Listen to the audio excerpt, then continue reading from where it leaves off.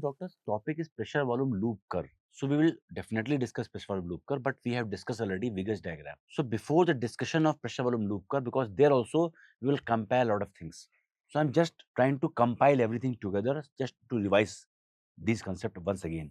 See, we have discussed about Wiggers diagram. From this point, if you see till this point, from 0 to 80 mm of Hg, which is this phase called as isovolumetric contraction. From 80 to 120, rapid ventricular ejection. From 120 to 80, okay, it is slow or reduced ejection. From 80 up to 5, you can say isovolumetric relaxation, and after that there is rapid filling, and then it is reduced filling or slow ventricular filling. Clear? So this is the same Wiggers diagram in bookish manner. Now you can see one more. This is aortic pressure. Okay, because in the pressure volume loop curve, I will be comparing with the aortic pressure also. So for that you need this also. Aortic valves open here, okay. Then it is aortic valve closing here, and the place where aortic valve is closing is called as dicrotic notch. This is a separate MCQ. What is dicrotic notch? So the area where aortic valve is closing, we are getting a notch in the aortic curve. So in the aortic pressure curve, we are getting a notch, and that beautiful notch, okay, you can see here once again, this notch is visible. It is like this. So this notch is called as dicrotic notch. Then we can see we have correlated with the ECG also and the mnemonic which I have given, if you remember, revised tuberculosis program, okay. And if you remember, R was S1 around, it is not just close to, T was around S2, P was around S4, so that in the exam it will be helpful. Now you can see here, S1 was R, so you can see S1 and you can see the R. So they are in the same line, S1 with the R, and you can see S4 is with the P. S4 is with the P, and with the T, you can see S2. Not very close, but you can see approximately like that, that P is around S4, because S4 you will get when atria will contract, and P is atrial depolarization. Similarly, R, S1 is followed by IVC, isovolumetric contraction. So S1, then R, and T is ventricular repolarization. So S2 IVR. So this is S2, this is IVR T. And one thing more, ventricular volume. Pressure is increasing, volume is decreasing. Then in the jugular venous pressure, you must have seen AC, X, V, and Y. It was discussed in detail in jugular venous pressure video. So I hope this is clear. So just it is in a form of diagram, and everything is given in sync. So you can just see it in your book also and try to correlate. Okay, from 0 to 80 IVC, 80 to 120 rapid ventricular, 120 to 80 slow ventricular, 80 to 5 it is isovolumetric relaxation, less than 5 rapid ventricular filling, and then slow ventricular filling. Is this clear, doctor? The minimum you must need that, and just purpose of this diagram is to show you about aortic valve, so that you can have no problem when I will compare with Wiggers diagram. Okay, now I will draw a diagram for understanding of pressure volume loop curve. That was only a revision before the class, but this is the actual topic which I need to discuss in the class, and this is regarding pressure and volume loop curve. Regarding ventricle I am talking about. Now when volume is increasing from point A to point B, let me say A, B, then volume remain constant, then we can say like this. So I can, okay, A, B, C and D. So if you see here, doctor, A is increasing and it becomes B. A volume will increase to become B. So at the end of diastole at point B, okay, we will have end diastolic volume. Yes or no? End diastolic volume. Or simply we can say preload. So minimum volume was A, maximum was B. And what is the maximum volume before contraction? End diastolic volume or preload. From point B to point C, you can see from point, approximately 0 to 80 mmHg. It is in all approximately 120 mmHg. So from 0 to 80 mmHg, it is your isovolumetric contraction. 0 to 80 mmHg. 80 to 120, rapid ventricular ejection. 120 to 80 again, slow ventricular ejection, and 80 to 5 isovolumetric relaxation. It is a tilted form. Okay, so once again, From A to B, what is happening from A to B? You can write ventricular filling. What is happening? Ventricular filling or filling of the ventricle from A to B. From C to D, you can say ventricular ejection. Volume is decreasing. It can be rapid, it can be slow. And from B to C, it is isovolumetric contraction. From D to A, isovolumetric relaxation. Now, once again, from A to B, volume is increasing. From what? What is the minimum volume after ejection? And systolic volume.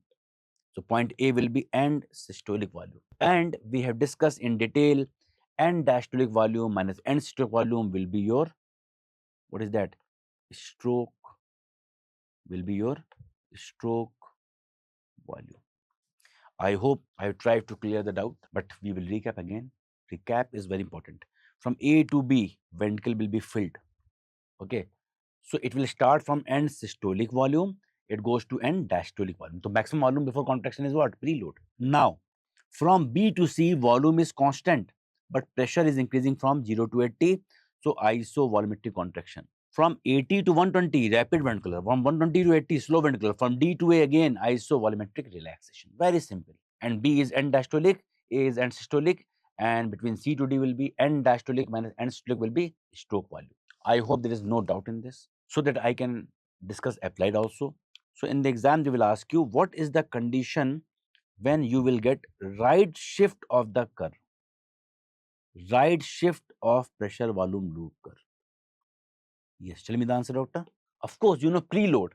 So when preload will increase, what is the condition of right shift? When there is increase in the preload or end diastolic volume.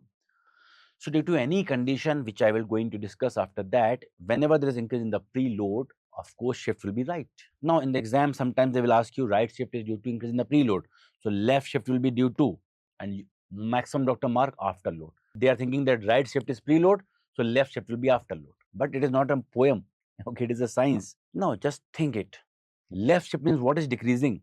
There is decrease in the end systolic volume. Of course, if left shift is there, meaning what? What become less? If left shift is there, what become less? Let me make it. This is the right shift. In the right shift, end diastolic volume was more. But in the left shift, end systolic volume will be more or less, less.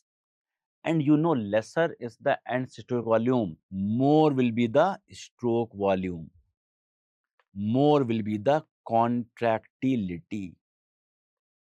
That is why before discussing about pressure volume loop curve, we have clear-cut idea we have about stroke volume, cardiac output, ejection fraction. Okay, all these terms we have discussed in too much of detail because it was needed in the exam. So now you can understand left shift of the curve is decrease in the end systolic volume or stroke volume will be more or contractility will be more. So sometimes they will ask you, if you give digitalis to a patient, shift will be right or left? Left. If you are giving digitalis to the patient, shift is going to be left. Why? It will increase the contractility. So right shift is due to increase in the preload, but left shift is not due to increase in the afterload. It is due to increase in the contractility. Clear, doctor? Now coming upward shift. See, normally aortic valve was opening at 80. Suppose it opens at 120 or whatever high. Okay, this is upward shift. And it simply means there is increase in the afterload. Very, very simple to understand now. Like aortic stenosis, like hypertension. So whenever aortic valve is not opening at 80, lot of afterload is there. It will open 90, 100, 120, whatever. It will increase upward.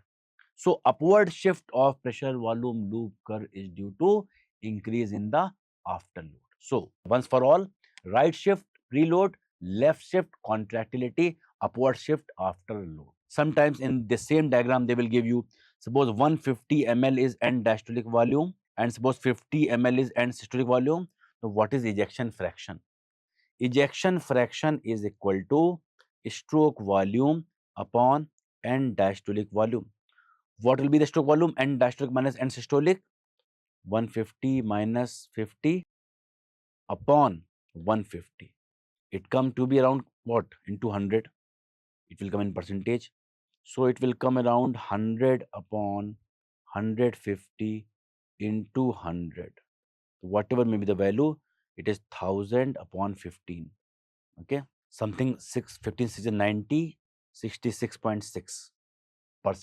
So like that, they can ask you how to calculate ejection fraction. So I hope now these concepts are clear, doctor. This is about pressure volume loop curve. Now let us discuss something clinical. Shift in the pressure volume loop curve in different condition. Although only one point is needed to understood and to be remembered, but with a lot of physiology is needed. Sometimes if you want to score top 10 rank in your exam throughout India, whatever, okay, then you need to know more detail, more concept.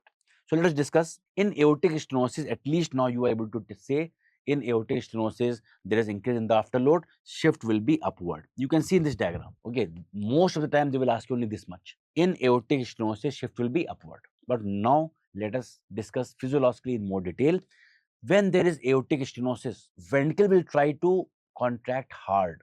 So increase in the left ventricular pressure, increase in the end systolic volume. Why? Because of the aortic stenosis, some blood will be left in the ventricle. Less blood will go. So more blood will left in the ventricle after contraction. So increase in the end systolic volume. Although if it is mild, no change in end diastolic volume. If it is mild, I'm saying. But if there is a change, it will cause decrease in the stroke volume. If it is a severe, moderate, and diastolic volume will, of course, it is all depending on the previous factor. So end diastolic volume is same, but end systolic volume is more. So stroke volume is what? End diastolic volume minus end systolic volume, and you are increasing this. So systolic volume will decrease, and ventricles are trying hard to open the aortic valve. So ventricular hypertrophy, and this will decrease the elasticity. Or this will decrease the compliance, not elastic compliance. Compliance is the ease of expandability. Okay, so because of hard contraction of the ventricle, there will be decrease in the ventricular compliance, and that is why, doctor, for given end diastolic volume, end diastolic pressure will be more, because now you have to contract more. So pressure will increase for similar amount of end diastolic volume. So these are different interpretation of aortic stenosis. This much is sufficient for what? For understanding of pressure volume will shift to up top, upward shift. But nowadays they're asking physiology of aortic stenosis. So these all are point regarding physiology of aortic stenosis. And you can see the red curve is aortic curve. So now left ventricle pressure will be high, higher than aortic stenosis, aortic pressure. So you can see here it will go to the top. Clear?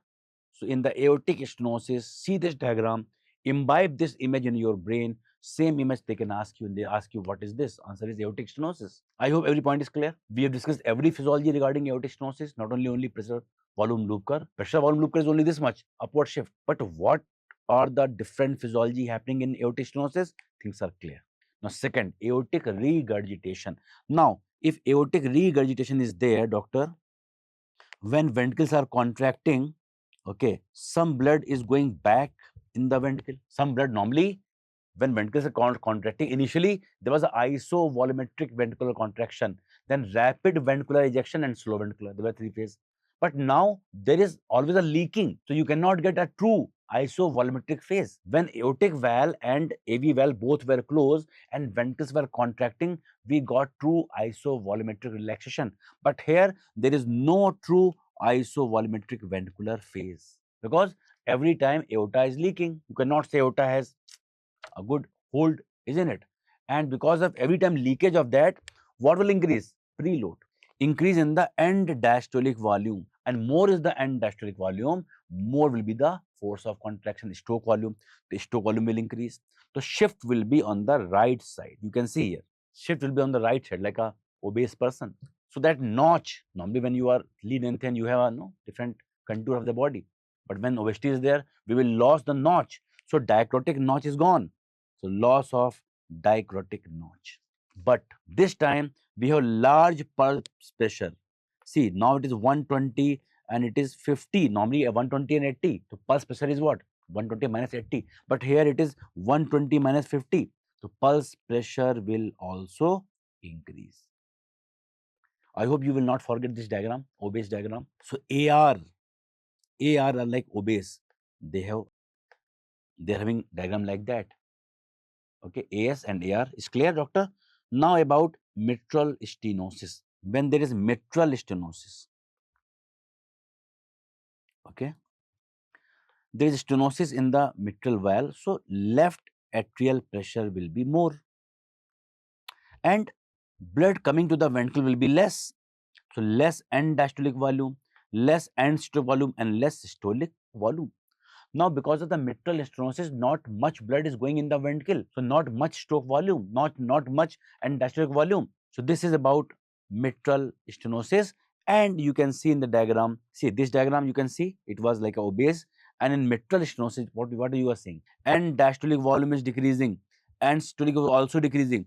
So you can see shift is like that in this direction, and diastolic volume is preload. So you can say preload will be less. Okay, so you can see this is shifted on this side. This is also a bit shifted. So this will be the image of pressure volume loop curve in mitral stenosis. Clear? And left atrial pressure will be more than left ventricular pressure. This is showed by this diagram. So main thing is that there will be shift in the pressure volume loop curve on which side? On the side of left. Here, compare with this diagram, it was on the right side. Shifting was right, and here there is shifting on the left. Now, mitral regurgitation. Mitral regurgitation. Now, what you will see? If mitral regurgitation, blood is leaking in the atrium, left atrium. Okay, but every time when there is more and more blood, there will be more force of contraction. It will fill more and more. It will increase left volume also, and pressure also. So it will cause more end diastolic volume also because of this. So here, increase in the end diastolic volume due to increase in the left atrial volume and pressure, and that will increase stroke volume because of forward flow, because of the Frank-Starling law. So more and more forward flow into systemic circulation plus backflow into the left atrium. So again, there is a leakage. Either there was a leakage in the aorta or in the mitral. In both conditions, one thing is common: no true isovolumetric phase. There is no true isovolumetric relaxation phase, IVR. So in both conditions, it was missing. Okay, and because of increase in the end diastolic volume, this will go to the right shift. Clear, doctor? Now let us compare again. This is aortic stenosis upward shift. You can see here. In aortic regurgitation, you can see here. Okay, just try to imbibe the diagram. This is your mitral stenosis, left shift, and this is your mitral regurgitation. Clear? Again, there is a loss of dicrotic notch, as well as there is no true isovolumetric phase in both conditions. In both types of regurgitation, there is no true isovolumetric phase. I know this topic is very typical. Normally, we study only this much: right shift preload, upward shift afterload, left shift contractility. But this is a bit more. Of course, you will not get direct question in physiology, but definitely in the clinical science, they will simply tell you about the valvular lesion and the murmur. And this is the physiology which can be asked regarding those murmur and all those things. So I hope this is going to help you. Thank you. All the best.